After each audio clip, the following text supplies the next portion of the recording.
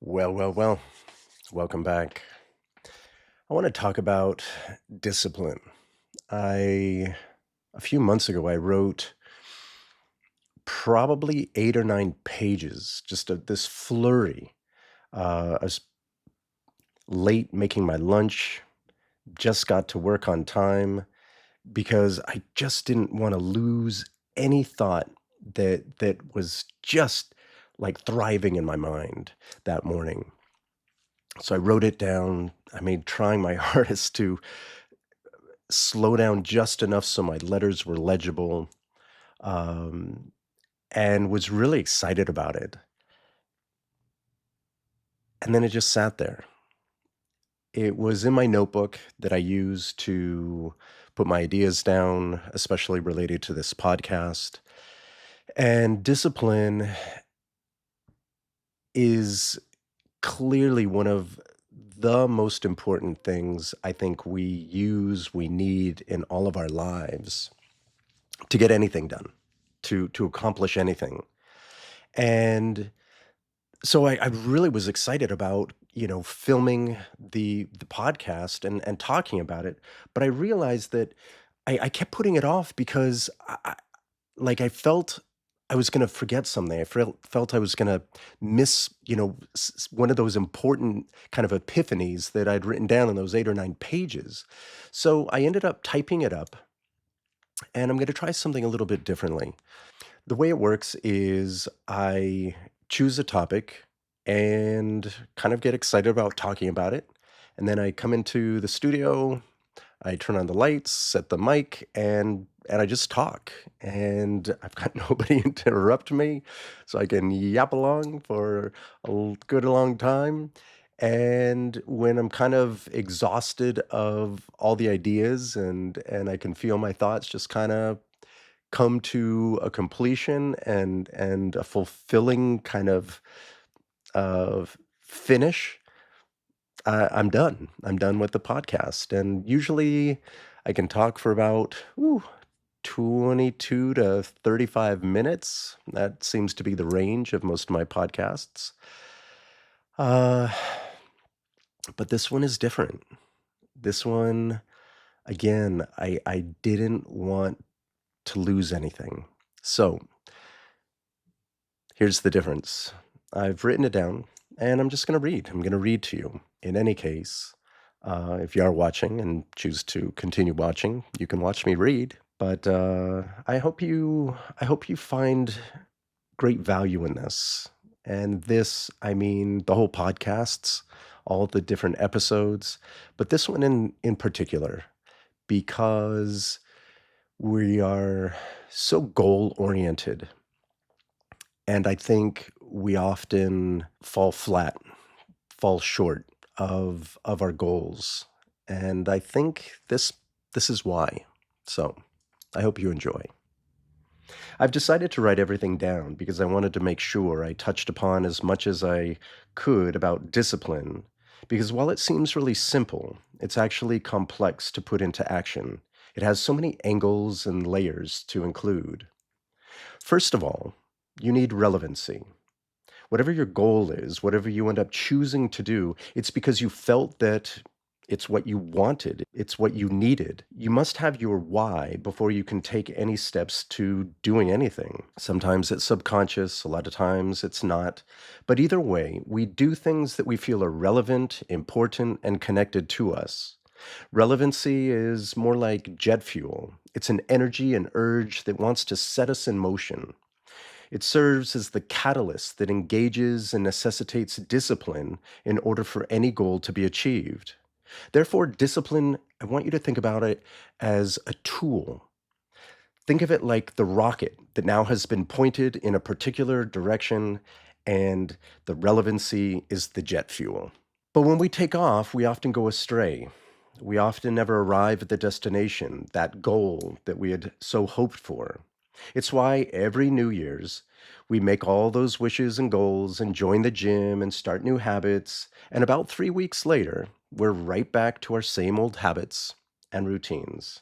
Everything seemed ready, the rocket fuel, the rocket, the blast off, And we end up arriving right back where we took off from because the end result was actually just a short term gain, a short term vision.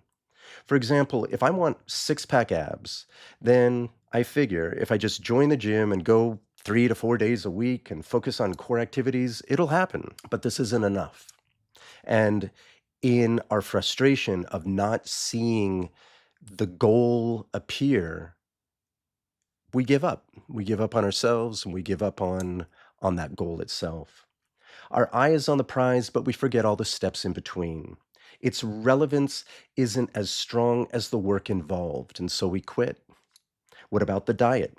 What about carving time to do those exercises? What about waking up earlier or coming back home after work feeling tired and still you go to the gym?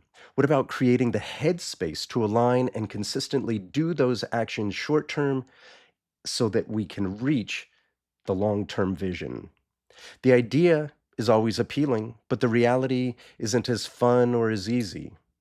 And when we lose interest and our discipline is as strong as a deck of cards, we fold. I want to be diced to my core area with lines going horizontal and vertical and see the end result. If that's the only thing I'm looking for in my mind, I'm only thinking about that end product. And I'm never going to get even close to realizing this vision because I haven't created the actual physical steps to getting there. Thus, it's a short mental game if I solely believe that if I just go shopping and get a cool gym fit and get to the gym, I'm going to get a six pack by doing my sit ups and crunches. That's about as authentic as saying, I go to the gym every day, but all you actually do is hang out at the juice bar. We're lying to ourselves, and I think most of the time we know it. And this is probably what puts us in a bigger funk than before. Relevancy, that is, the bigger picture engages all the necessary steps to making our goals happen. It isn't enough to just use the rocket fuel to get off the launch pad. You need to save some of that fuel to keep pushing higher and higher until you reach the altitude that allows you to reach your dreams. In fact, by focusing on the steps and not the end goal, only then will you actually have a chance at achieving the results you want. I love Mike Tyson's quote on discipline.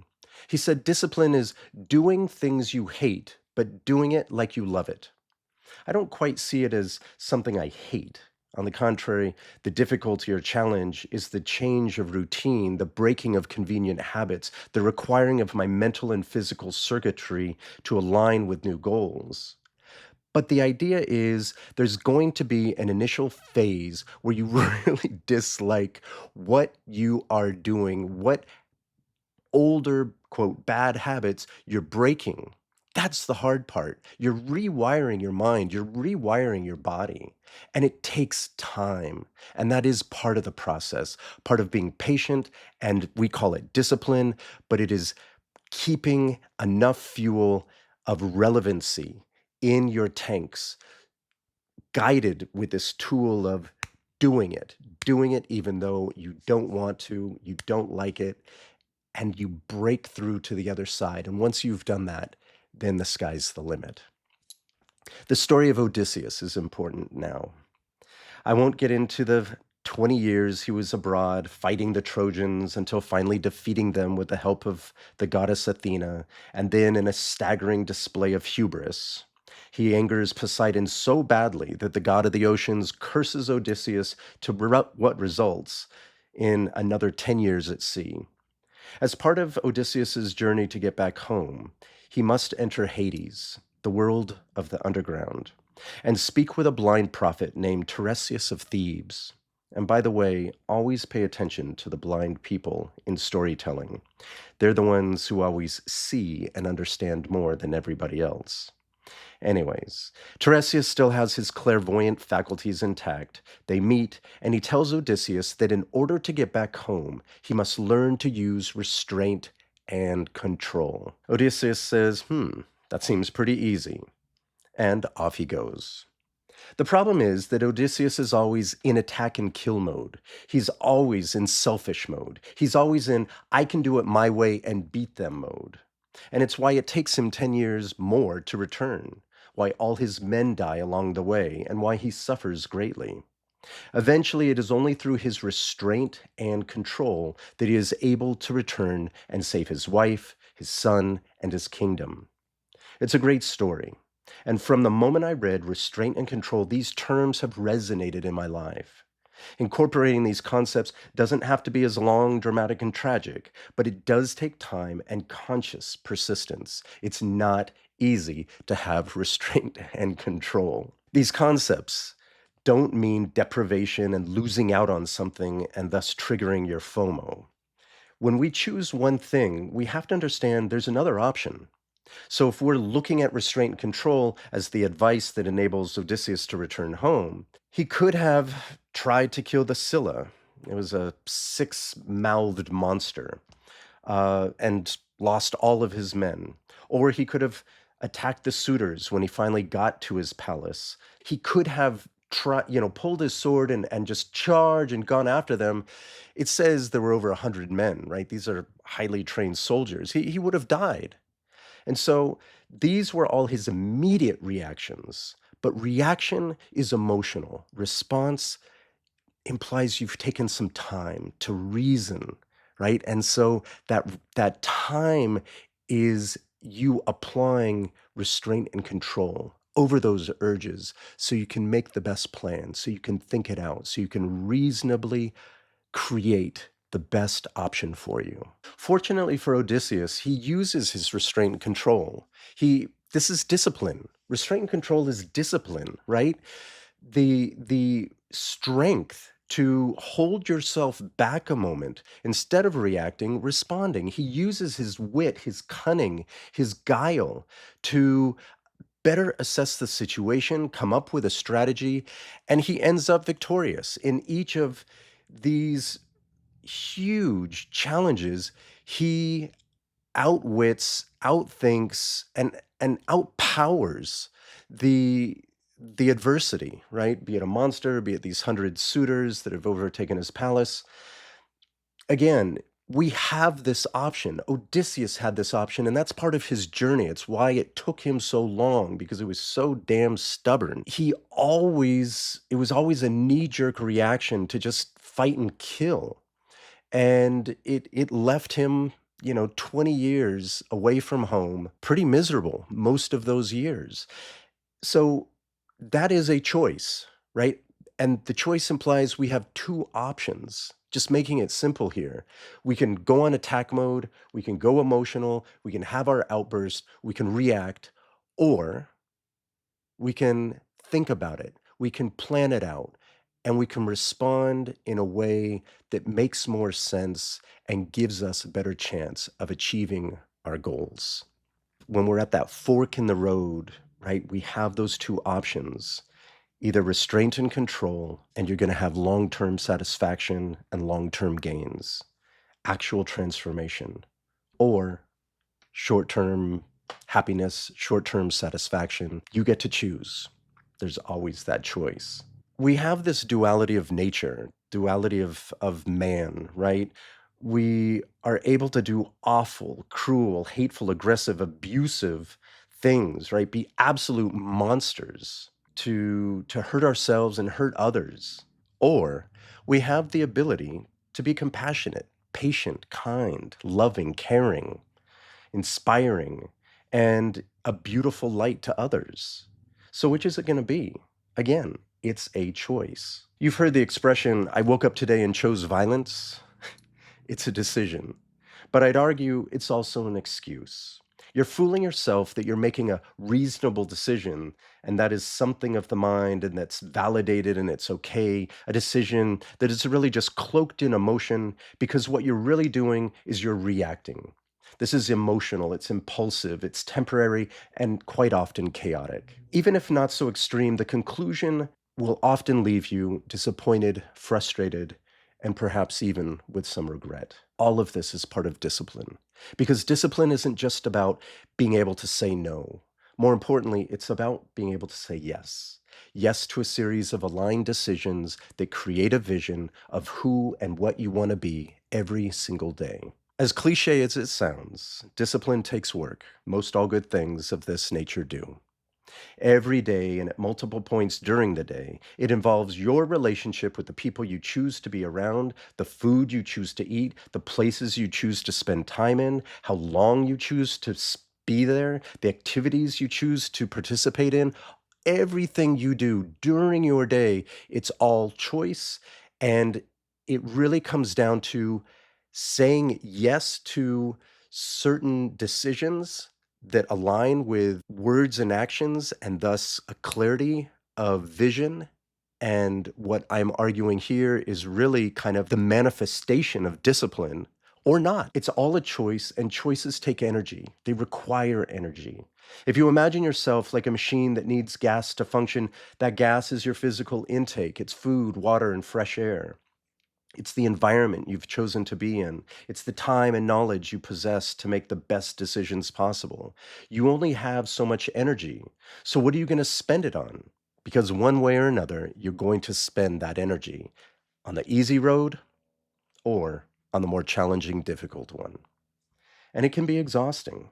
But when you've chosen to do something, be someone, and accomplish something, the fuel required is mostly used at the onset, when you're making it a habit over a brief amount of time, and then it becomes easier. And in fact, you've become more efficient and productive at that point. You're now working smarter, not harder. When you're disciplined, you have created a mental and even physical system that is primed for action. You have aligned a core vision of choices, restraint, indulgence, mind, body, and spirit to be a part of something greater than yourself for yourself. You aren't missing out on anything. You are creating and gaining a greater part of your potential to become the best version of yourself. My alarm is set for 5:36 a.m. I've entitled this alarm Discipline. I actually like it when the alarm wakes me up and I'm deep in REM state and the sheets are warm in the cozy bed and they beckon me to sleep just a little bit longer. I love it because the immediate voice I hear in my head, this is honest to God truth, the immediate voice I hear in my head when that sensation to just, oh, stay nice and cozy in bed is get your ass up and get out and go do something. At this point, my body usually wakes up before my alarm. I'm already wired differently. It's taken some time, but even on the weekends, I'm up and I'm not frustrated. Oh God, I just wish I could sleep some more. I'm ready to go. It's changed my mentality. I got through the hardship, that phase, that period of time of just training my mind and body to wake up. And every so often, I do need the reminder and the word discipline. And then, boom, that voice kicks in inside my head like, Jonathan, it's time to get up. Let's have a great day. Boom. It's just that easy now. I just heard the people in the back say, oh, see, that's not living, that's deprivation. What kind of life is it for you to live under such harsh restrictions? Just relax, chill out, enjoy life for a while. You see, those are the voices we hear that break us down. So these voices are right, but to a point. But what I choose to hear more in my life, what works better for me, is restraint and control toward a greater vision and alignment of my choices and my actions, because I know this is the formula that will lead me closer to my desired outcomes. Early morning, even on a weekend, is a very special time for me. This is when I am most productive. I've been this way for years. It began when I was writing my master's dissertation. I'd wake up at 4 in the morning and read, do research, or write for a couple hours before getting ready for a day full of work. It felt like the entire world was asleep at that hour and that I was the only one awake, almost like I was the only one alive on the planet. I felt special, unique, powerful. I found comfort and coziness in that solitude. The serenity and peace of the night was only broken by the twittering of birds, nature's alarm that the sun was rising, and it was soon time to shift my energy and begin my workday. So I'm especially used to and somewhat primed to get stuff done at this hour. I think it involves your biorhythms. Check out that concept and learn when you are most productive and primed. And to my morning exercises, I've learned how to work out, I've learned how to eat real and nutritious food. My mind and body are aligned to a greater goal. It turns diet into lifestyle, it declutters my overthinking, and it aligns my habits into a daily flow. How is this deprivation? On the contrary, this is turning an idea into reality. This is what real goal setting requires in the balance of that pleasure and lockdown mentality of fun and seriousness. You're already going to make choices. So, what side of the equation do you want to be on? This is what I ask myself. Do I want to become the side of indulgence, of excuses, or do I want to develop a focus and drive for me within my body that is my weight, my body inside and out, my mental acuity, my energy, my happiness, my strength? Those are my choices. And it makes it very easy for me to choose what I end up choosing, which is I want a healthy mind and body, a strong mind and body. Because the other alternative is everything but that, everything like to its contrary. So maybe that's the trick. Maybe that's what can make this quote easier for you is posit the two options clearly. It's this or it's that, because it can't be anything in between. I'm not so ignorant or naive to not understand the alternative. Look and feel fat and heavy, bloated, swollen, inflamed, constant fatigue. I sleep poorly. I get lazy brain fog, and I'm slow to recall ideas and facts. Eat whatever, and then get acid reflux and heartburn. That is the other option. So it's one or the other. And if I half ass it, that is trying to split the difference. I've made my choice to walk away from moving toward a healthy body and into the unhealthy arms of another. This reminds me of a great book by Chris Voss, Never Split the Difference. He says it's like wanting to wear your brown shoes and your black shoes. And because you can't decide, you wear one of each. You split the difference. While it's becoming a fashion in the sports world, it won't work in the professional one. You have to decide. You can't go out with one type of shoe on one foot and another type of shoe on another. It just it feels wrong. It looks wrong. It's both realistic and as a metaphor. You have to choose who you want to be, what you want to achieve. Do you want to make it happen or not? You cannot let yourself indulge in that no man's land because really that means it's just another name. It's another way of saying, I'm not going to do it. Perhaps one of the greatest benefits of this mentality is little by little, I'm teaching myself and learning that if I can trust myself, if I can't trust myself, if I can't believe in myself, if I can't love myself, then what kind of foundation, what kind of basis do I have to build anything from? And look how quickly we got here. I just wanted to get a six pack in my abs, and now we're talking about self esteem and confidence. Yes, that's my point about how important relevancy, alignment, restraint control, aka discipline, actually is. I've lost about 28 pounds since I finally got grossed out and wanted to get back into shape. I started just an ounce over 200, and then I got to a comfortable 180 as I started working out. When I found out I had cancer, I applied the discipline necessary to cut out the extra refined sugars, the carbs, the sweets, the wine, and I easily and quickly dropped another 20. I went from a tight waist size of 34 to now a comfortable 32. I transitioned from not sleeping well to sleeping soundly throughout the night. I mind and body getting rid of these 30 pounds has changed my life. Not for the pound for pound sake, but everything that had to happen in order for me to lose those 30 pounds. I prepared my mind and body for surgery to remove the cancer, and my doctor even said my insides were beautiful. I laughed and said, "Really? What do you mean?" I really wanted to know if he was being sincere. I was also still sort of high on anesthesia. And he said, everything in the body was exactly how it should be, where it should be. The operation went perfectly, and my insides were beautiful. I told him that's a compliment that I will remember for a lifetime. I've slowly started working out again, going easy as my abdomen reconnects from the incisions.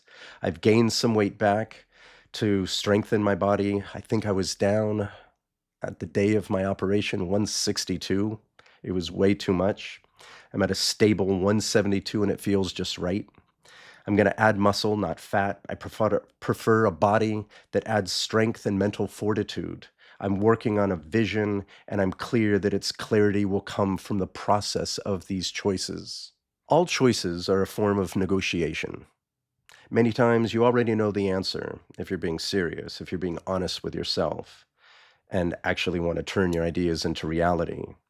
This is why most people don't want to think about it or feel they can't do something because it takes too much work, or they blame anything or someone else.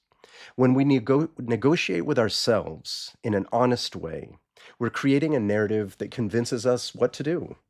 We we've built up a priority list. What is most important? What's easier? What's safer? What's the fastest way to make this dilemma go away? We have our own kind of criteria, our own reasons or ways of guiding that narrative to result in often what's most convenient. And often, therefore, it's a game of delusion, of little lies where we hold ourselves back from our best potential. And I'm just giving you an example as it relates to a clean body and mind and working out. What if you apply this vision and discipline to other aspects or facets of your life, like your work, your relationships, building the best version of yourself? I share this video because I know others experience and feel this. They feel stuck in the quagmire of indecisions, of making promises and then breaking them and getting to a point where your routine is actually not allowing you to trust even yourself. Because if you can't keep your own word, then you can't believe in yourself, you can't trust yourself, you have nobody else to lean on. And that is frustrating and builds insecurity within us. I'm sharing with you my philosophy, and honestly, this is also an affirmation for myself. I need to hear it myself. I need to be reminded of these things. I need to read it. I need to write it. I need to live it because it is a constant battle. It is a constant fork in the road. Do I choose this? Do I choose that? And which narrative do I most want to believe? Do I most want to create and live by? I know it's valuable to hear myself say this, like a promise to myself to reaffirm my promise to the ideals that I believe in, to the character of my persona that I want to create, and to the principles that help build and maintain myself so that I can be proud and confident of who I am. This is real goal setting. This knowledge and mental skill set is what makes things happen. This is the fruit of discipline, of mental fortitude, and even spiritual liberation. We understand clearly what's at stake if we can't stay aligned within our words and actions. And what is perhaps even greater than this? Ultimately, we're able to break ourselves from self imposed shackles of fear and confusion that hold us back and prevent us from being the person we truly want to see, we truly want to feel, and truly want to be.